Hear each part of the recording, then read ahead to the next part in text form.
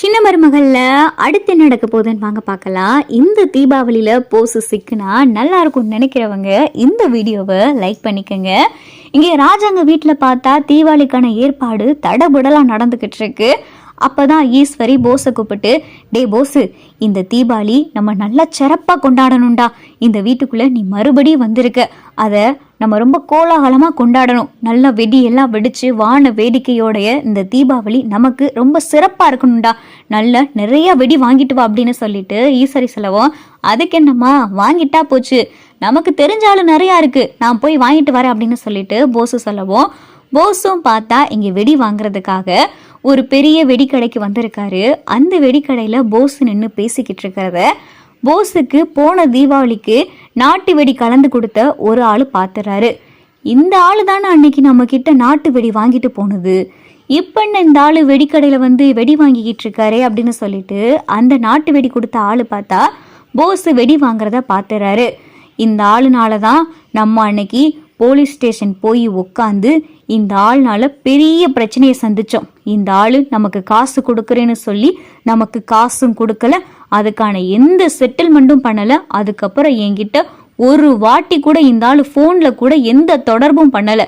இந்த ஆளை இந்த தடவை தீபாவளிக்கு கண்டிப்பாக சிக்க வச்சே ஆகணும் அப்படின்னு சொல்லிட்டு போஸை பார்த்தா சிக்க வைக்கிறதுக்கு நாட்டு வெடி கலந்து கொடுத்த அந்த ஆள் யோசிக்கவும், சரின்னு சொல்லிட்டு போஸை பார்க்க வராரு.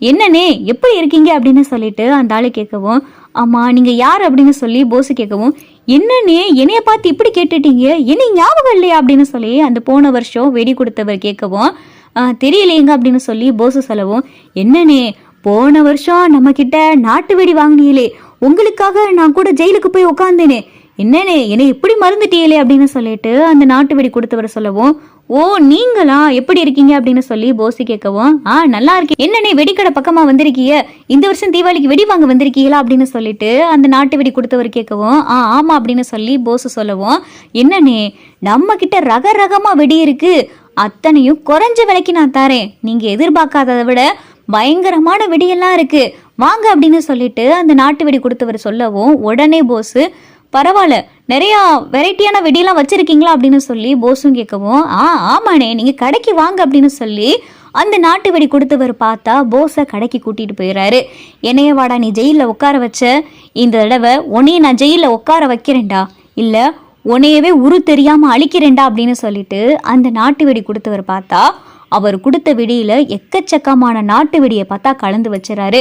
அண்ணே இதில் இருக்கிறது எல்லாமே தரமான வெடி, நீங்கள் எதிர்பார்க்காத விட எல்லாமே ரகரகமாக இந்த வருஷம் வந்த ட்ரெண்டிங்கான வெடியெல்லாம் இதில் இருக்குனே அப்படின்னு சொல்லி அந்த நாட்டு வெடி கொடுத்தவர் நல்லா போஸை பேசி ஏமாற்றி நாட்டு வெடியை கலந்து கொடுத்துறாரு. இதை போஸும் பார்த்தா வாங்கிக்கிட்டு, இந்தாங்க காசு அப்படின்னு சொல்லி போஸு கொடுக்கும். ஐயோ அண்ணே வேணாண்ணே, போன வருஷம் தீபாவளிக்கு நீங்கள் பண்ணது இன்னும் சிறப்பான சம்பவமாக இருக்குது, எதையும் மறக்க முடியல, அதனால எதுவும் காசெல்லாம் வேணாம், நீங்கள் நல்லபடியாக அந்த வெடியெல்லாம் போய் வெடிச்சு தீபாவளி சிறப்பாக கொண்டாடுங்க அப்படின்னு சொல்லிட்டு அந்த நாட்டு வெடி கொடுத்தவர் பார்த்தா போஸுக்கிட்ட சொல்லவும், போஸும் பார்த்தா அந்த வெடியை வாங்கிட்டு வந்துடுறாரு. அதில் இருக்கிறதுல எல்லாமே கலந்து பார்த்தா நாட்டு வெடி இருக்குது.